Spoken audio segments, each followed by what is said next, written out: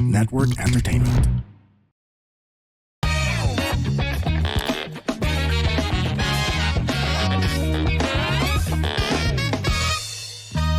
Warning! This program is created with adult consent and the content is for entertainment purposes only. Huwag nyo namang seryosohin masyado. Pero kung ayaw nyo ang ilan sa mga topics, okay lang. Please feel free to skip the episode. Baka sabihin nyo, pinilit ko kayo eh. Joke lang. Salamat! Welcome sa another episode ng Punchline with Alex Calleja and Israel Benobra. Obviously, wala si Israel Benobra. Ewan ko ba pag kausap ko ay babae na maganda na galing sa Viva Max. Bigla na lang nawawala si Israel Benobra. BMX na pala, BMX. Mamaya makorek tayo. Tama no, BMX? Yan, Yes, ang ating guest ngayon ay first time ko ata may interview. Sa dami nang na-interview ko na sa VMX na dating Viva Max.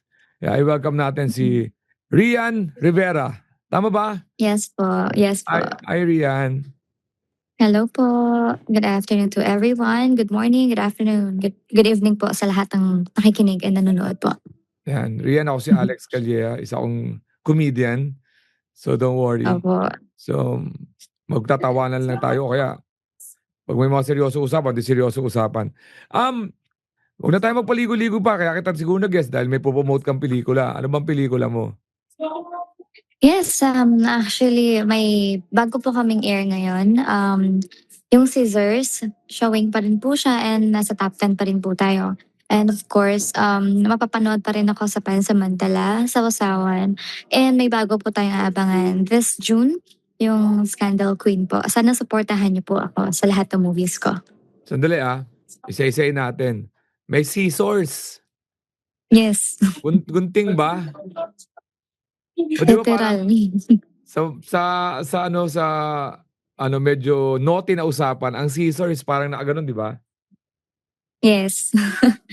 Bakit scissors? Sabi ni Direk kasi meron siyang meron kasing scene doon na related sa Caesar yung story. Kasi po, ako po yung lead role. Para akong heartbroken and then merong magko-comfort sa akin na hairstylist. So Oo. may gamit siyang scissor. And then parang iikot sa amin yung story na yan, GL, story, and then betrayal. Tapos kaya may part din doon na ulit? parang gagamitin. May betrayal po na mangyayari. Okay. So Tapos parang yung hairstylist mo, anong gender niya? siya yung parang talagang lesbian, pero girl na girl. Oo. Parang nagko-cover up siya, ganyan, para hindi siya ma-judge. Oo. Yun, based sa story. So, nagkarelasyon kayo? Nagkarelasyon ba kayo? Yes, nagkarelasyon po kami. Parang after heartbreak, nag-comfort siya sa akin, then naging kami. Then yun, yan. Maraming twist na dapat Tapos yung sunod, abangan. movie yan? Series ba yan? O isang one-time movie lang yan? One-time movie po siya. Yung kasi meron ko sinasabing currently showing, puro movies tong mga sinabi mong mga title. Yes, puro movies po siya. Yung Pansamantala, currently nasa BMX na yan na pwede na Yes po. Pwede na Yun po yung i-download. pinakauna ko pong movie. Pansamantala. Ano naman yung Pansamantala? Parang love story, Pansamantala. Ano?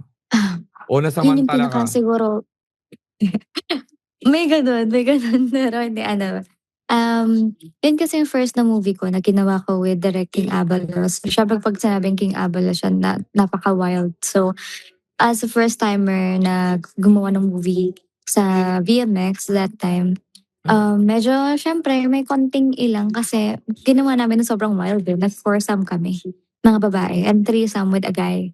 Threesome, foursome din. Ganyan siya. So yun, I think yun yung pinaka-wildest na ginawa kong project here sa BMX. Kausap pa lang namin si Rian ngayon habang nasa public na lugar siya sa restaurant.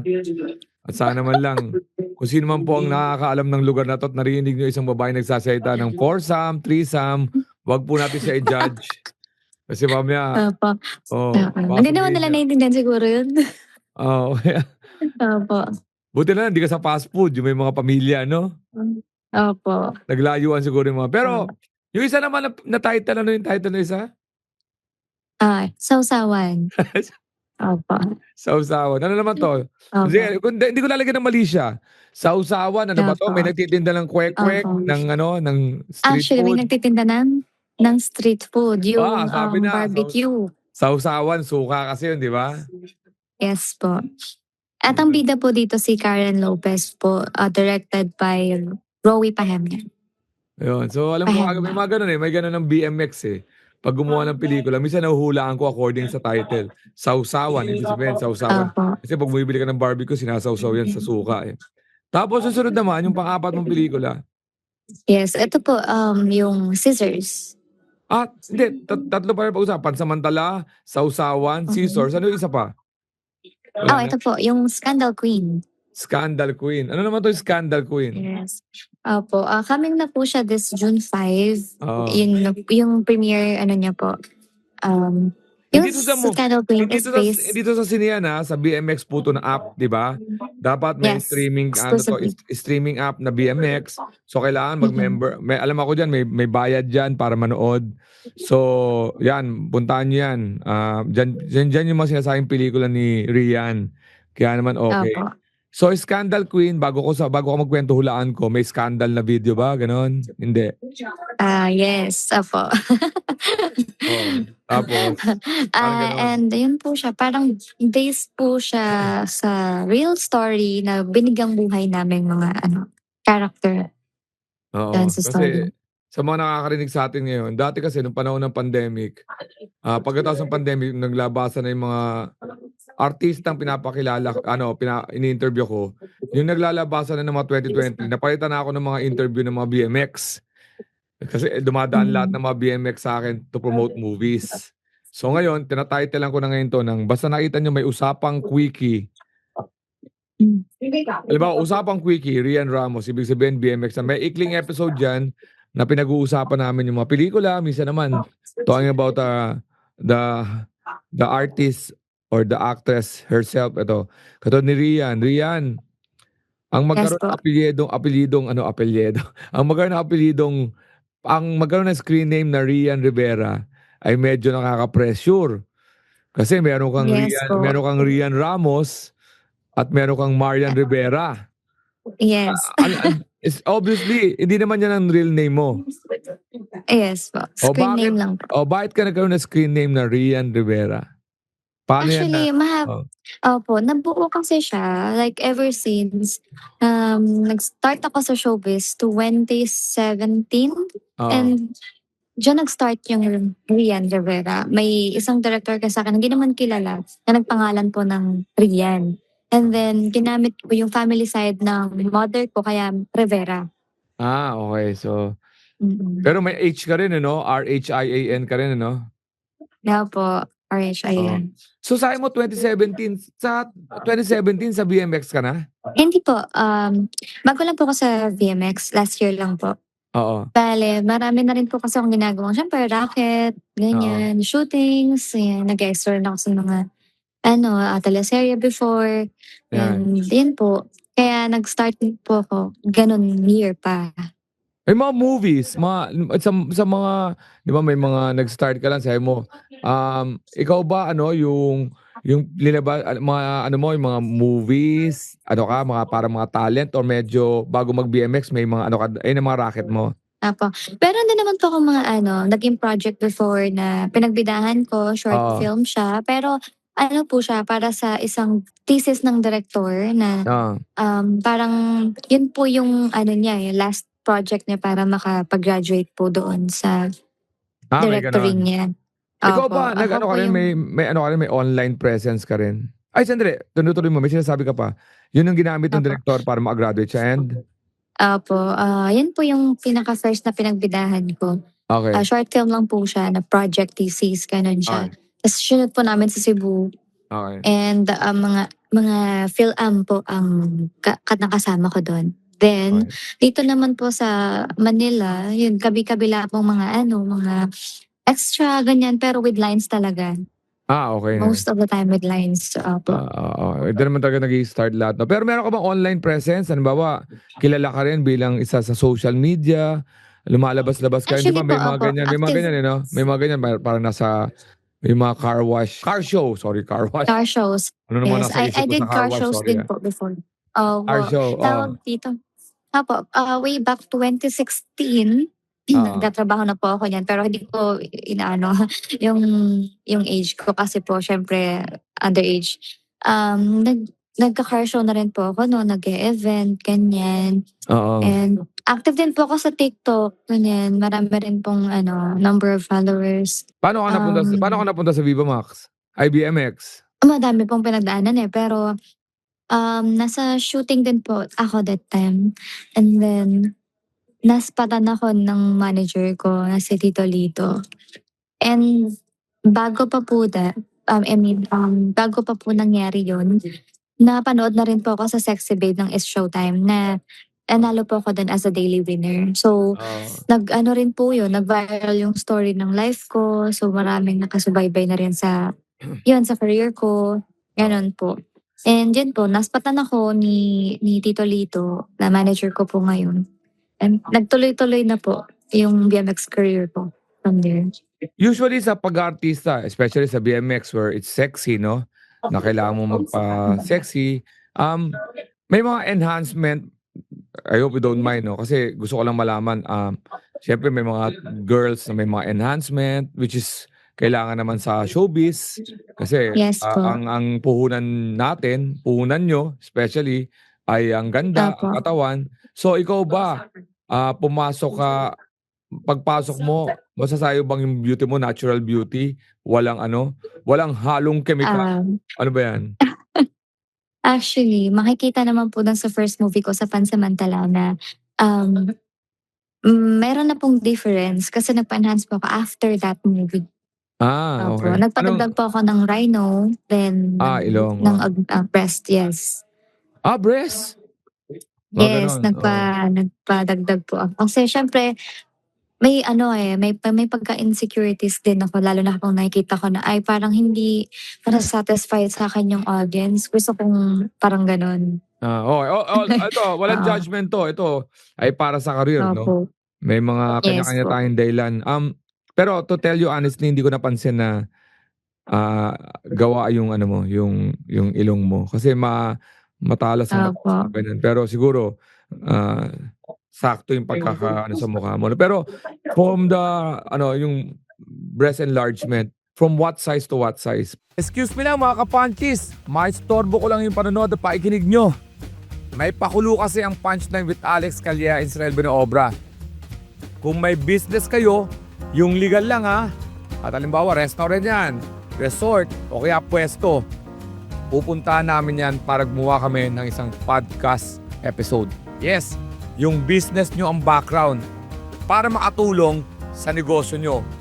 Walang bayad, lalo na kung Metro Manila, pupunta kami dyan, gagawa kami ng episode, makakatulong sa inyo. Paano namin malalaman kung kailangan nyo ng tulong? Mag-message na kayo sa lahat ng social media namin. Alex Calleja, sa Punchline with Alex Calleja, Israel Binoobra, at The Comedy Crew. Mag-message na kayo doon at bigyan nyo lang detalye, tatawagan namin kayo o mag-message kami mabalik para ma-set natin. Itong pakulo namin ay para lang makatulong sa mga local business. Okay? Hintayin namin yan ha. Balik na tayo sa pakikinig at panonood. Salamat! Ano bang insecurities mo para malaman nga namin? Ano bang isang insecurity? Ano ba yung Oo. nun?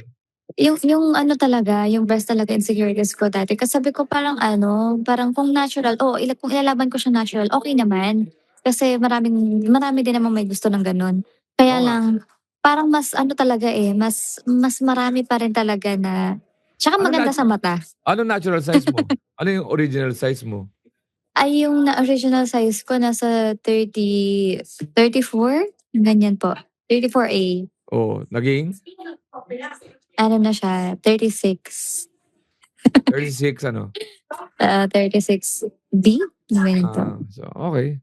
So, naman, Ah. okay ka naman, satisfied ka naman sa resulta. Yes, okay naman po. Naging parang mas confident akong marap ngayon sa camera kasi parang kahit anong angle, maganda siya.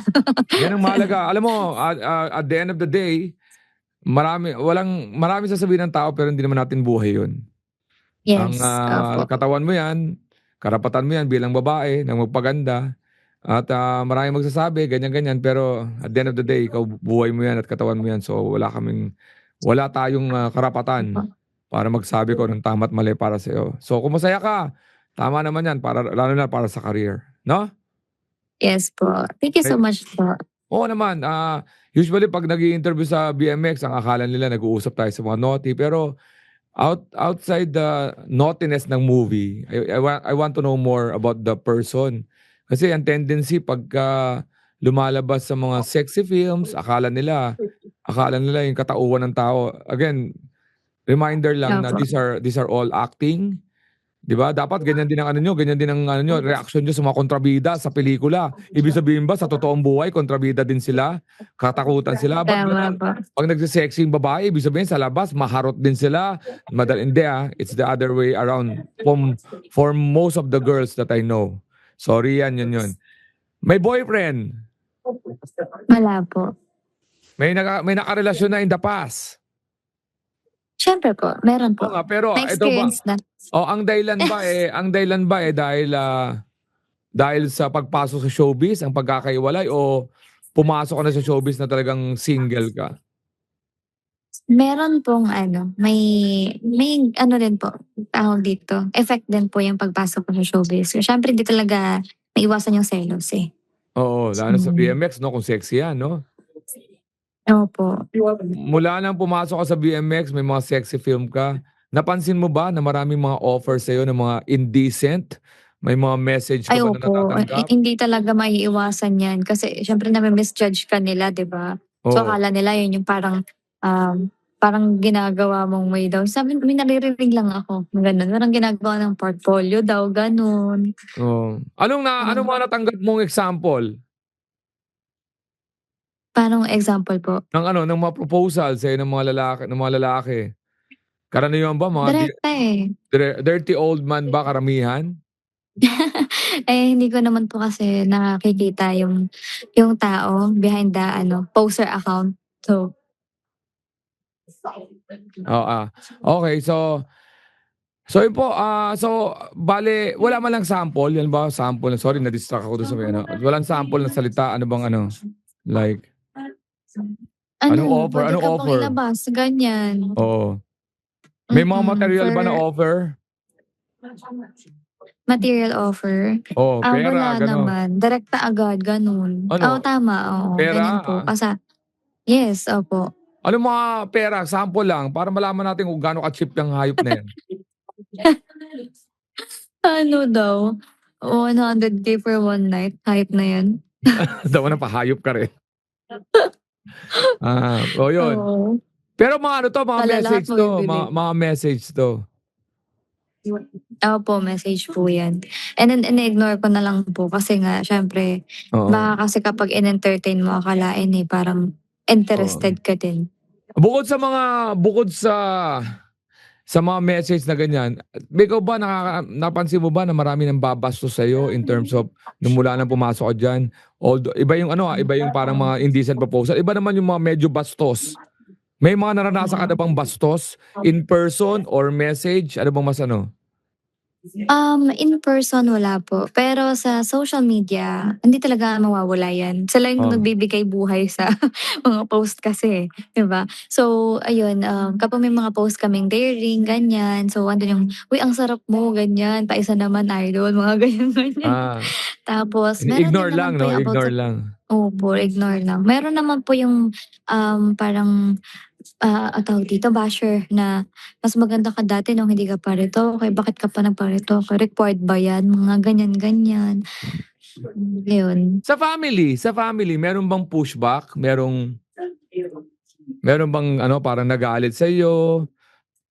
Mga Wala ganon. naman pong nagalit. Opo, nabigla lang sila. Sila yung na-culture shock. Siyempre, inaasahan ko sa magulang, mommy at daddy. Sinong mas supportive? Pareho bang supportive? O may isa hindi, may isa supportive? Ano bang sitwasyon sa'yo? About sa parents po kasi, wala na po akong biological parents. Pero meron po akong legal guardian, nagpalaki sa'kin ever Oh. since. Oh. So yeah, ever since naman, suportado niya ako sa lahat ng pangarap ko, sa school, lahat ng sinalihan ko. Nanalo ako kasi sobrang talagang stage mama siya sa'kin. Part 2 pala siya ng LGBTQI+. Okay. Gay Okay. po siya. Oo. Gay, oo. So yun naman. Ikaw, nung lumalaki ka, naisip mo ba na talaga ba ito yung pangarap mo makapasok sa show business? Kahit sa sexy, ito ba talaga pangarap mo o meron ka talagang ibang ambisyon kaya lang ito lang yung parang ito lang yung available ngayon while waiting for that dream of yours? Opo, ito po talaga yung dream ko apart from, gusto kong maging FA. Oo, flight Kung hindi attendant. FA, artista talaga. Anong height mo Opo. ba? Ano po 5'3", tinapos. Ano bang may limit may limit sa mga FA Opo, Ganun pa rin ata, opo. 5. Kapag, local opo, 'pag local flight naman po, kaya yung height ko kasi maliit lang naman yung mga aircraft. Oo. Tapos kapag, international flight talagang may standard height sila para maabot Ah. yung Pero may stowage. pero nag-aaral ka, meron kang kinuhang course para dun ma-achieve mo yung FA? Yes, yes. Graduate ka Opo, ba? I did the training po, 3 months training as an Op FA po. Pero college degree holder ka? Hindi po ako Ah, umabot ng college. Nag-work okay. na po ako. Nag-work ka na. Hanggang senior high po ako. Senior high, Opo, yun. So, pero opo. ang tanong diyan, masaya ka ngayon sa career mo, gano'n? Yes, opo, sobrang blessed and, nagpapasalamat po ako kasi tuloy-tuloy yung blessing, yung project and, yung tiwala ng mga tao at Oo. sumusuporta ay dumadami. Ayan, we're Ayun not po. again, ang mga topic ngayon, of course, we're in politically correct, yung don't objectify women, mga gano'n. Siyempre, nirerespeto natin. Ang last na tanong ko na lang, kasi mamaya may mga manonood na mga fans mo, but, huy, napaka-safe naman ng natin. Sa mga acting mo, sa mga sexy, ito Opo. na lang pinaka-last na tanong ko, yung mga sexy scenes mo, paano mo nalaman yun? Ano bang ginawa mo? Research o may experience? Ito, real talk to Siyempre, ang actingan, may pinaghuhugutan yan, di ba? Kung halimbawa, yung actingan kasi umiyak ka, minsan iniisip daw nila yung mga experiences nila sa buhay. Ngayon sa sexy scene, may mga nagsasabi, siyempre pag virgin ka, hindi mo mahalata yun pagka hindi ka sanay So, paano ang ginawa mo preparation para maging, alam mo na, sa mga sexy scene yan, foursome, halimbawa may mga pumping ka na may iba't ibang position, di ba may ganyan sa BMX? Paano mo? Anong diyan? Anong explanation mo diyan? Opo. Kasi ako po every time na umaarte ako, ginagawa ko talaga siyang realistic.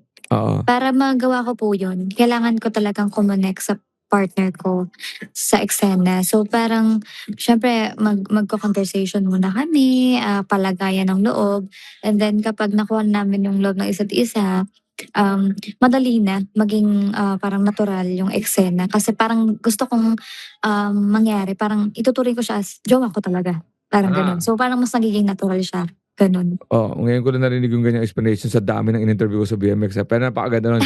Rian Rivera, good luck sa career mo Opo, at puwede kang mag-promote ulit para sa mga fans mo sa BMX. opo, Invite mo na sila. ayan. Opo, thank you so much po Sir Alex for inviting me here and, ine-invite ko po ang lahat ng viewers and followers po ni Sir Alex na supportahan niyo po yung mga movies ko. Pansamantala, Sausawan, Scissors, and coming na rin po ang Scandal Queen. And meron pa po ako mga project na paparating. And sana supportahan niyo rin po yung mga social media accounts ko. Sa Facebook po, Rian Rivera Official. Sa TikTok and Instagram po, Miss_Rian.Rivera. Yan po. Maraming salamat po ulit, Sir Yan, Alex. remind ko lang mga listener ng Punchline with Alex Calensio Binaobra. Although mga sexy girls ang ini-interview natin sa BMX, always show respect. Ang tanungan po lang namin ay para makilala, may mga naughty-naughty pero this time, mas kilalanin natin yung mga artista ng BMX na at respetuhin natin ang mga kababaihan kahit na mga pa-sexy sila and it's always remember na it's a role, it's an acting Opo. and it does not represent their true yung totoong buhay nila ay hindi nagre-reflect dun sa kanyang ina-act. So Rian, good luck sa iyo and more projects to come. And Maraming salamat okay. po. Dito po ito po magkita-kita po tayo sa mga shows ko. Diyan sa Japan sa June 13 sa Yokohama, Yokosuka Arts Theater, June 13 po. Sa August 29 naman po, diyan ako sa Melbourne, Australia. Kasama ko on the comedy crew of course. And September 19 sa Singapore po. Magkita-kita rin tayo diyan. Lahat po ng detalye, alexcalia.com at andacomedycrew.com. And magkita-kita po tayo sa mga sinehan. Kami po ang exclusive na parang residency sa mga Mega World Cinemas. Ang una naming show ay nagsimula nung May. So check nyo lang po kung ano mga schedule ng mga shows namin all over the metro. At abangan nyo ang aking birthday special kung saan gagawin ko ang aking Netflix. Sa October 2 po, Music Museum, October 3, Insular Life, Tanghalang Haribon, October 7. Birthday ko po yan, Newport World Resorts, October 9 and 10, Maybank Theater. Kita-kits po tayo dyan at dito po sa Punchline with Alex Calien and Bonobra. When they cross the line, give them the punchline. Spread the laughter, not the virus. We're always happy to serve.